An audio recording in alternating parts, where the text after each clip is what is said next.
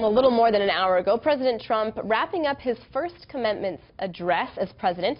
The real estate mogul turned politician spoke at Liberty University, taking the opportunity to take a dig at the Washington establishment.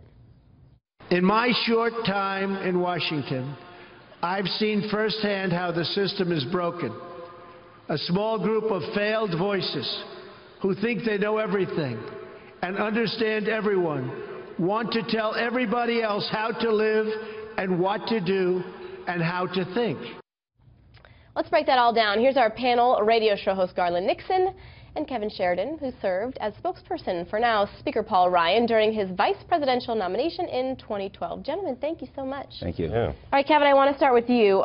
This is the heels of a very difficult week. The president really promoted being an outsider. He said, you know, these are people who wear their beliefs on their sleeve. He sort of made that analogy to him himself.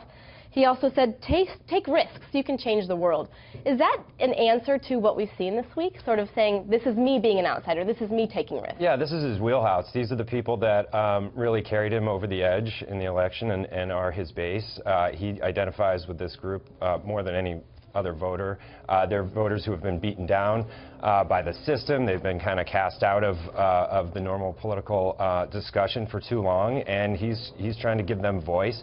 I think he should do more of this. I think he should go out and speak to his base, do big rallies, stand in front of thousands of people. I think it energizes him, and I think it energizes his base. Okay, but sometimes, Garland, I hear folks getting critical because they're like, listen, the campaign's over. Focus on the White House. Focus on meeting with lawmakers. Don't be out there promoting yourself. Well, I think the president feels somewhat under siege right now, and he's attempting to, like, as Kevin said, return to his base. However, I think that he's going to have difficulty getting back to getting the outsider status that he had in his campaign, because if you look at right now, he's kind of railing against the system, but his Commerce Secretary worked for the Rothschild Corporation. The rest of his cabinet work for Goldman Sachs. So he has cemented himself as part of the system that he railed against. He's hired the system that he railed against into his cabinet, and he's trying to regain outsider status, and I don't think he can do that, even with his base. He's doing it obviously with messaging, and on that note, I want to play two sound bites for you. One is the White House interpretation of the investigation into Russian meddling in the election, and then right behind it is also the now acting FBI director testifying on how important it is that they focus on this investigation. Take a listen. The FBI is doing a whole lot more than the Russia investigation. I know everybody in this room and probably most of the media around the world would like to think that's the FBI's sole responsibility, but that's probably one of the smallest things that they've got going on their plate in the 20,000 employees that work there. Sir, we consider it to be a highly significant investigation. So you would not characterize it as one of the smallest things you're engaged in? I would not. Kevin, those are two distinctly different messages that we're seeing. What should people at home be reading into this? What's the takeaway, the day-to-day takeaway right now? Well, I think the better point is that Donald Trump didn't fire the FBI.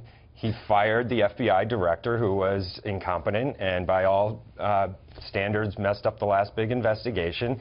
McCabe, the acting director, has said it's a significant investigation that's going forward. Now, we have heard nothing in terms of evidence yet on, you know, we would have thought we would have gotten some leaks about who they're looking at and some actual ties to Russian collusion or whatever. I do have to interrupt you on one point, though, because we did hear from McCabe, who said the rank-and-file members of the FBI actually were quite fond of Comey, and so maybe he was popular. What's your response to that, Garland? Well, my response is this: a couple of things. Number one, you know, he is the president, and he had the right to fire the FBI. No one's disputing that. Right, yeah, Some are, they're speculating, but there is no. He is the right. But I think right now that we have to wait. You know, unfortunately, as you probably know, a lot of the Bernie people in the Democratic Party don't really buy into a lot of the accusations about Russia without the evidence, you know, without having evidence presented yet. So I think right now the FBI has a right to continue doing what they're doing because he got rid of someone that he had a right to get rid of. I don't think we can read anything into that